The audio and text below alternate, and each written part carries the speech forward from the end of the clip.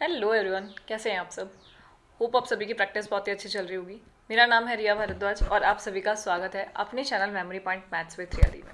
Last हम लोगों ने इस चैप्टर के 6.3 और 6.4 जो थी थ्योरम नंबर 6.3 और 6.4 कंप्लीट कर ली थी। आज 6.5 कंप्लीट कर लेते हैं, ठीक है। चलिए 6.5 का स्टेटमेंट पढ़ते हैं, क्या कह रहा है हमें। आइए, तो 6.5 थ्योरम जो है वो हमें कह रही है, if one angle of a triangle is equal to one angle of other triangle and the side including these are proportional. अच्छा, तो सबसे पहले देखते हैं कि दो ट्रायंगल्स की बात हो रही है और वो क्या कह रहा है कि एक एंगल, कोई भी एक एंगल, मान लीजिए ये एक ट्रायंगल है ए बी सी और डी ई और एफ, ठीक है। ये कोई हमारा ट्रायंगल है। अब ये कह रहा है कि if one angle of a triangle, कोई भी एक एंगल, ट्रायंगल का कोई भी एक angle is equal to one angle of another triangle, दूसरे ट्रायंगल के किसी एंगल के इक्वल है, and the side including these angles, इन एंगल से जो साइड्स इंक्लूड कर रही है, जैसे ये वाली साइड और ये वाली साइड मिल रही है इस वाले एंगल से, और इस वाले एंगल से कौन सी मिल रही है, ये और ये, इनके जो प्रोपोर्शनल्स हैं वो भी आपस में, ये भी आपस में प्रोपोर्शनल है, क्या, साइड्स। यानी कि A C upon D F हो जाएगा is equals to B C upon E F, है ना। समझ आई इस बात का मतलब, the side including these angles are proportional, then the two triangles are similar. तो ये जो दोनों ट्रायंगल्स हैं ये आपस में सिमिलर होंगे, ये हमें बताना है, ठीक है। तो चलिए शुरू करते हैं, सॉल्यूशन देखते हैं। और सबसे पहले जो गिवन है उन्हें लिख लेते हैं। हमें ये गिवन है कि हमारा जो एंगल है, गिवन क्या है कि जो हमारा एंगल सी है वो किसके इक्वल है, हमारे एंगल एफ के, है ना। कह रहा है ना वो कि एक एंगल इक्वल है दूसरे वाले ट्रायंगल के, किसी भी एक एंगल के, और जो साइड्स हैं वो भी आपस में प्रोपोर्शन है। यानी कि A B upon A C upon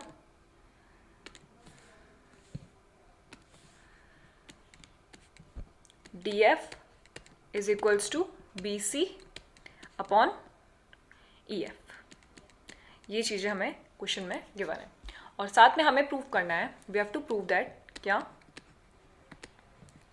prove हमें ये करना है कि हमारा जो ट्रायंगल ए बी सी है वो हमारा सिमिलर होगा अगले ट्रायंगल के, जो ट्रायंगल डी ई एफ है उसके। ये हमें प्रूव करना है, ठीक है। तो चलिए देखते हैं, जो चीज़ हमें गिवन है उन्हीं से क्वेश्चन की स्टार्टिंग करते हैं। सबसे पहले कुछ कंस्ट्रक्ट कर ले, है ना, कंस्ट्रक्ट कर लेते हैं। मान लीजिए मैंने यहाँ पे कोई पॉइंट मान लिया, ई एफ जी एच मान लेते हैं, तो या फिर पी क्यू मान लेते हैं। एक पॉइंट मान लिया मैंने पी क्यू और एक इस लाइन पे पॉइंट मान लिया क्यू। अभी ये और यहाँ पर एक लाइन कंस्ट्रक्ट करिए और वो लाइन किस अकॉर्डिंग कंस्ट्रक्ट करिए, जैसे कि मैंने लास्ट वाली थ्योरम्स में किया था। लिखती हूँ, कंस्ट्रक्शन हम क्या कर रहे हैं कि कंस्ट्रक्ट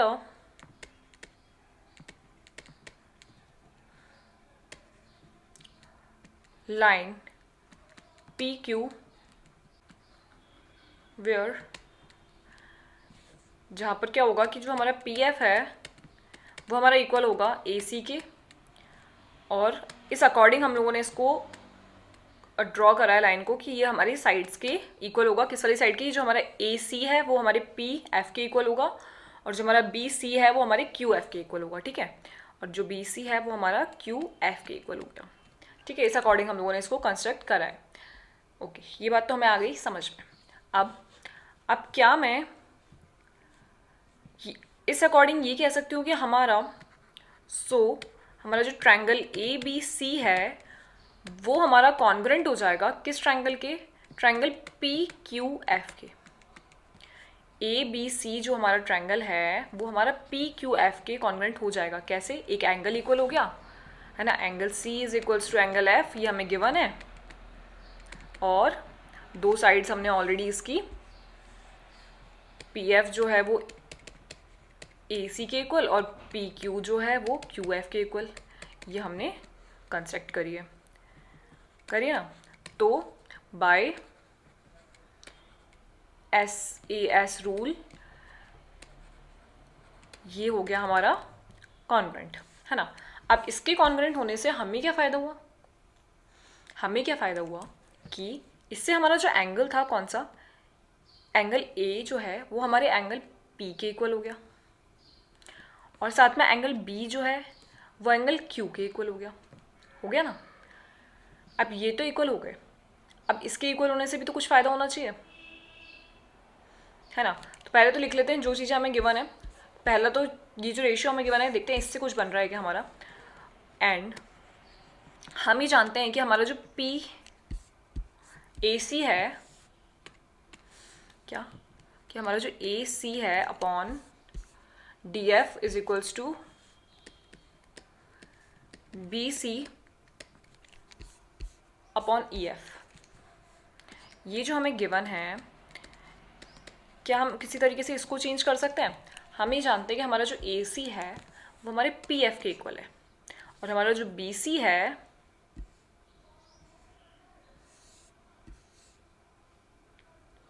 वो हमारा क्यू एफ के इक्वल है। पी क्यू नहीं, पी एफ जो क्यू एफ जो है वो बी सी के इक्वल होगा। ये थोड़ी गड़बड़ लिख दी इधर। हमने ये माना था कि हमारी जो ये वाली साइड है वो पी एफ के इक्वल है और जो बी सी है वो क्यू एफ के इक्वल है। तो इधर लिखते हैं बी सी। बी सी जो है वो क्यू एफ के इक्वल है। ये हम लोगों ने कंस्ट्रक्ट किया था, ठीक है। तो जब बी सी हमारी क्यू एफ के इक्वल है और ए सी हमारा पी एफ के इक्वल है, तो क्या मैं इसको लिख दूँ यहाँ पे? तो इसको लिख देते हैं P F upon D F, और बी सी की जगह लिख देते हैं क्यू एफ अपॉन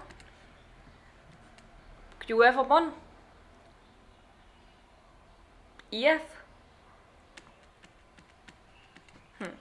ये लिख दिया, ठीक है, क्योंकि ये पी एफ ए सी जो है वो पी एफ के इक्वल माना था हमने कंस्ट्रक्शन में, और बी सी जो है वो क्यू एफ के इक्वल माना था अकॉर्डिंग टू कंस्ट्रक्शन। यहाँ पे लिख देते हैं अकॉर्डिंग टू कंस्ट्रक्शन जो हमने किया है, क्योंकि कंस्ट्रक्शन ही हमने इस अकॉर्डिंग किया था कि हमारी जो साइड्स हैं वो आपस में इक्वल होंगी। अब इसके इक्वल होने से कुछ फ़ायदा हुआ क्या? P F upon D F, P F upon D F और Q F upon F E. देखिए इसके इक्वल होने से ये फ़ायदा हुआ कि हमारा जो पी एफ है वो अपॉन में आ रहा है डी एफ के। वो किसके साथ अपॉन में? हमारा जो पी एफ है वो अपॉन है डी एफ के, और जो एफ क्यू है उसके अपॉन में क्या है? F E. बात समझ में आई? तो क्या कोई थ्योरम यहाँ पे बन रही है कि P F upon D F और एफ क्यू यानी Q F upon E F, ये अगर देखें तो क्या मैं ये कह सकती हूँ कि हमारा जो एफ पी क्यू है वो सिमिलर हो जाएगा ट्रायंगल एफ डी ई के। क्यों? क्योंकि एंगल एफ तो इक्वल हो ही गया, कॉमन एंगल हो गया, और साथ में जब इनकी रेशियोज इक्वल हैं तो ये छोटा वाला ट्रायंगल और जो ये बड़ा वाला ट्रायंगल है एफ डी ई और पी एफ क्यू, ये दोनों आपस में हो जाएंगे सिमिलर, हो जाएंगे ना। तो लिख देती हूँ कि हमारा जो ट्रायंगल कौन सा बन रहा है, एक तो एफ पी क्यू वो सिमिलर हो जाएगा ट्रायंगल एफ डी ई के, ट्रायंगल एफ डी ई के। वो भी किस रूल से? एस रूल से, क्योंकि एक तो एंगल कॉमन है और साइड्स के रेशियोज इक्वल है ना। अब इससे क्या मुझे फ़ायदा मिला? इससे मुझे ये फ़ायदा मिला कि मेरा जो एंगल P है वो मेरा एंगल D के इक्वल हो गया, और मेरा जो एंगल Q है वो मेरा एंगल E के इक्वल हो गया। हो गया ना कि जब ये आपस में इक्वल हैं, जब ये आपस में सिमिलर हैं, तो ये वाले जो एंगल्स हैं यानी एंगल P, इनकी जो करस्पॉन्डिंग एंगल्स है वो आपस में इक्वल हो जाएंगे ना। ये तो हमने पढ़ा ही है थ्योरम्स में। तो जब ये आपस में इक्वल होगा तो यहाँ पे लिख देते हैं एंगल P जो है वो इक्वल हो गया एंगल D के, और एंगल Q जो है वो इक्वल हो गया एंगल E के, और F तो हमारा कॉमन एंगल है ही, ठीक है। अब हमें क्या पता है कि हमारा जो एंगल P है वो हमारा A के इक्वल था। कैसे? क्योंकि हमने ABC को PFQ जो ट्रायंगल था उसके कॉन्ग्रुएंट प्रूव करा था। कहाँ पे क्या था? ये रहा। तो यहाँ पे हम लोगों ने क्या देखा था कि जब ये कॉन्ग्रुएंट प्रूफ हो गया था तो हमारा एंगल ए जो है वो एंगल पी के इक्वल हो गया था, है ना। तो यहाँ पे लिख देते हैं, यहाँ पे ऑलरेडी ये सब चीज़ें लिखी हुई है। तो क्या मैं यहाँ पर लिख दूँ कि हमारा जो एंगल है, हमें यहाँ से क्या पता चला था कि जब हमने इसको कॉन्ग्रुएंट प्रूफ कर दिया था, दैट्स मीन, यहाँ पे लिख देते हैं बीच में, थोड़ा सा इंसर्ट करते हैं यहाँ पे गैप को। तो यहाँ से हमें ये पता चल गया था कि हमारा जो एंगल P है वो हमारा एंगल A के इक्वल है ना, और हमारा जो एंगल Q है वो हमारे एंगल B के इक्वल है। हमारा जो एंगल Q है वो हमारे एंगल B के इक्वल है, क्योंकि जब ये कॉन्ग्रुएंट है दैट्स मीन इनके एंगल्स हो गए इक्वल। अच्छा, अब ये मान लिया हम लोगों ने फर्स्ट पॉइंट।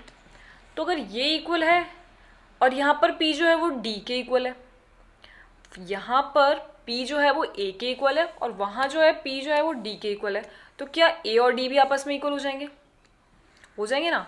तो बाय पॉइंट 1 हम ये कहेंगे कि जब P D के इक्वल है और P A के इक्वल है तो एंगल A जो है वो D के भी इक्वल हो जाएगा, है ना। सिमिलरली हम ये जानते हैं कि एंगल Q जो है वो एंगल E के इक्वल है, और यहाँ हमें क्या पता है कि एंगल Q जो है वो हमारे एंगल B के इक्वल है। तो एंगल B और एंगल E ये भी आपस में इक्वल हो जाएंगे, तो angle B is equals to angle E। अच्छा, अब ये एंगल इक्वल हो गए तो इससे हमें क्या फ़ायदा हुआ, देखते हैं। एंगल A जो है वो एंगल D के इक्वल हो गया, एंगल A जो है वो एंगल D के इक्वल हो गया, और एंगल B जो है वो एंगल E के इक्वल हो गया। और C और F तो पहले से इक्वल थे। जब करस्पॉन्डिंग एंगल्स इक्वल हो गए दैट्स मीन हमें जो प्रूफ करना था कि हमारा जो ट्रायंगल है ABC वो सिमिलर हो गया हमारे FDE के। हो गया ना, क्यों? करस्पॉन्डिंग एंगल्स हम लोगों ने इक्वल प्रूव कर दिए। सो क्या लिखे यहाँ पे, triangle ABC is similar to triangle DEF by angle rule। कितना इजीली प्रूफ कर दिया, कुछ भी नहीं था, सिर्फ करस्पॉन्डिंग एंगल्स को इक्वल करा है, और वो भी कैसे, जो चीज़ें हमें गिवन थी उसके अकॉर्डिंग, है ना। कंस्ट्रक्शन करना क्यों ज़रूरी था? कंस्ट्रक्शन करना इसलिए ज़रूरी था ताकि हम पहले इन्हें कॉन्ग्रुएंट प्रूफ कर दें। कॉन्ग्रुएंट प्रूफ करना थोड़ा सा इजी होता है कंपैरेटिवली सिमिलरिटीज़ के।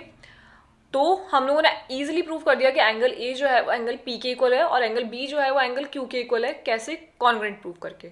और जब हमने उसको कॉन्ग्रुएंट प्रूफ कर दिया और इधर हमारे पास जो रेशियोज गिवन थे उसके अकॉर्डिंग हमारा ये बन ही गया कि इस ट्रायंगल, ये जो दूसरा वाला ट्रायंगल है इसमें दो ट्रायंगल्स बन रहे हैं, ये आपस में सिमिलर हो रहे हैं। जब सिमिलर हो रहे हैं तो उनके एंगल्स भी इक्वल है। जब इसके एंगल आपस में इक्वल और इसके एंगल उससे भी इक्वल, तो दूसरे वाले ट्रायंगल के एंगल्स इससे भी इक्वल हो जाएंगे, जैसा कि हम लोगों ने लास्ट में करा। और सारे एंगल्स जब इक्वल हो गए तो करस्पॉन्डिंग एंगल्स हमें इक्वल देखने को मिले और हमारा जो ट्रायंगल है वो इजीली सिमिलर प्रूफ हो गया। बिल्कुल ईजी था, पढ़ लीजिए एक बार ध्यान से, खुद से प्रैक्टिस कर लीजिएगा इसकी, तभी ढंग से समझ में आएगा। ठीक है, तो एक बार पढ़िए पूरा, एक एक साइड को ढंग से देखिए कि क्या हमने किसको क्या माना है, देख लीजिए।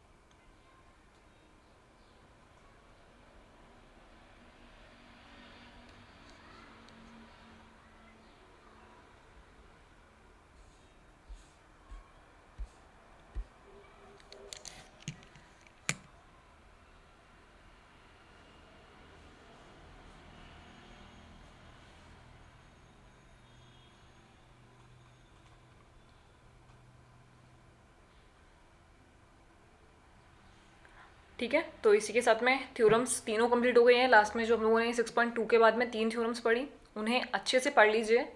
उसके बाद में अगले लेक्चर में स्टार्ट करते हैं। बहुत सारे एग्जांपल्स हैं, बहुत सारे क्वेश्चंस हैं आगे 6.3 में, तो उन्हें पढ़ेंगे। पहले इनके स्टेटमेंट्स को, इनके प्रूफ्स को ढंग से पढ़ लीजिए और समझ लीजिए। अगर किसी भी तरीके का डाउट हो तो मुझे कमेंट करके बता दीजिएगा, ठीक है।